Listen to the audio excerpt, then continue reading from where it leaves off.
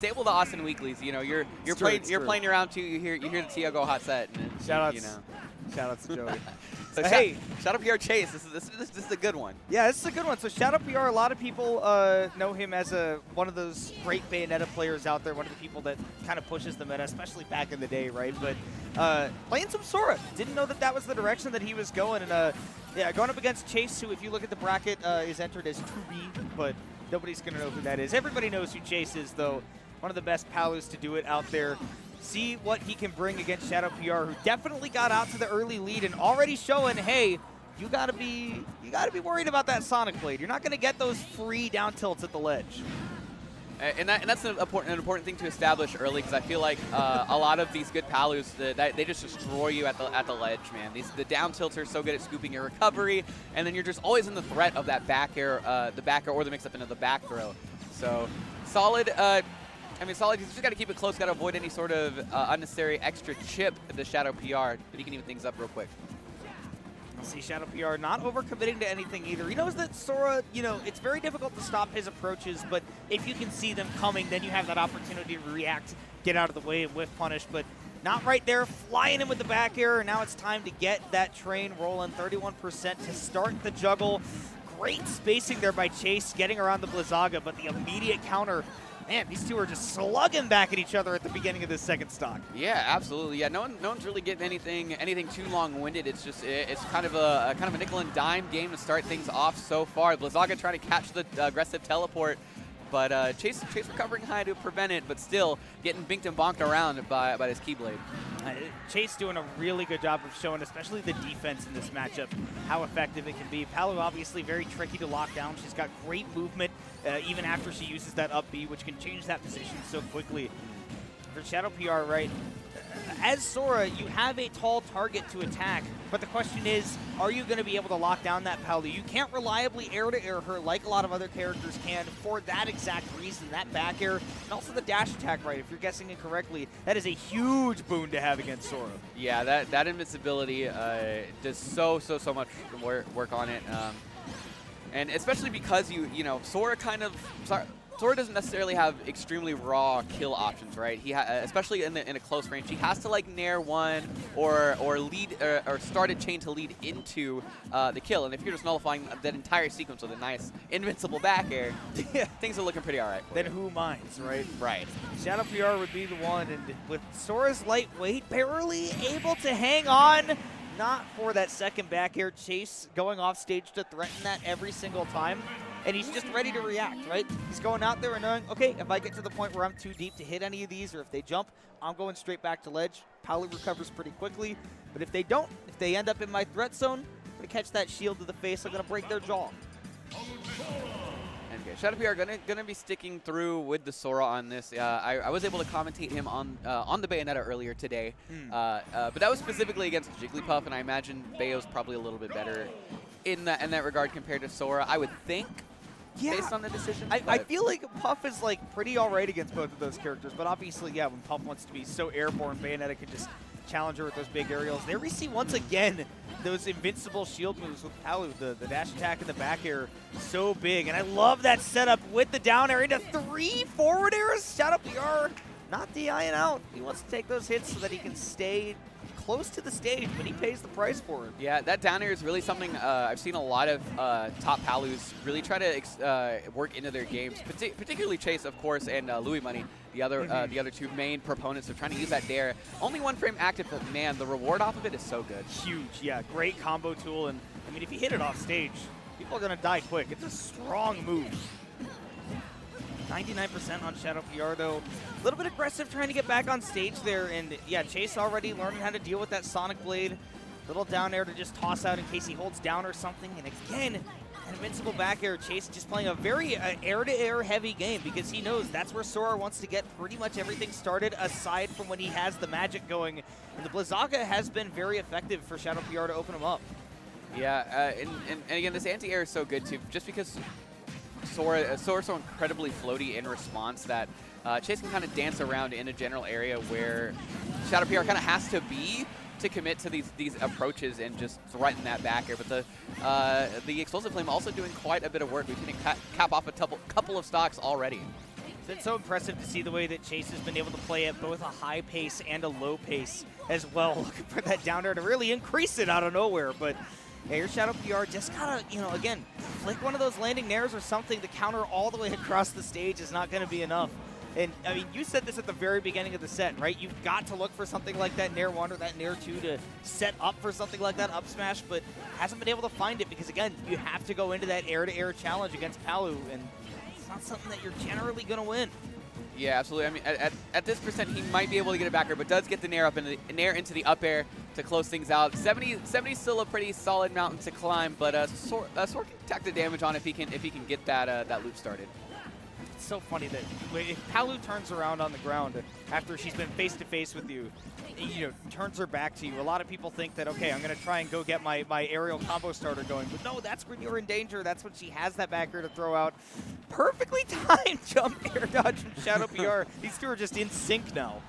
Absolutely, yeah. And it is going to be May. It does take two to tango, so I've been told. But these two are just weaving in and out of each other. The percents haven't changed too much over these past few seconds as these two are trying to find a finishing blow in Chase's case and some way to rack the damage on.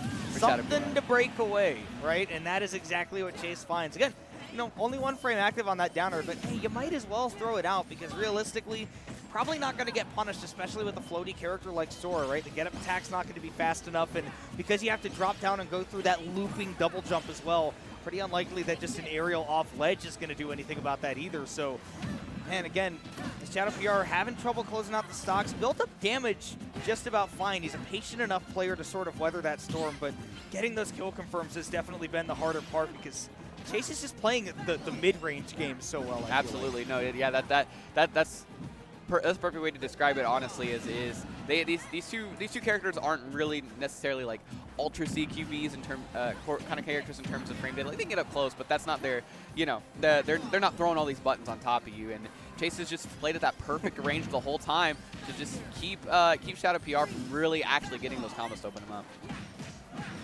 We'll see Shadow PR again trying to take advantage of those opportunities where Chase loves that mid-range because Palu's got more burst speed. He can sort of force those interactions or react when Shadow PR is going to be the one to force them. But when you've got that ledge control, Sora can definitely be very scary. 138 though, and he has got to look out for any backer near the ledge. Center stage, he's probably still alive and will be fine. Back throw is not going to be enough to do it yet either, but now you do have to worry about pretty much every aerial from Palu killing. Yeah, everything's going to do there. Try to get the burst off the dash attack, but gets the weak hit, so still kicking. That Viagra could have started something crazy.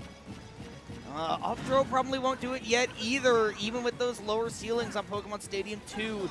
Shadow PR back at the ledge, got to deal with a lot of these quick hitboxes from Palu. Knockdown situation could be huge. Burn the double jump though, up throw the second time is the charm. But these players are flummoxed. They are both surprised.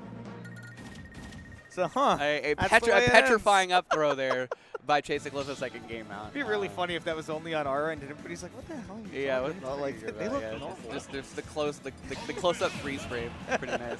And I hear over the speakers the switch to the Bayonetta coming out. Might as well, down 2-0, you might as well throw at the wall, see what sticks, right?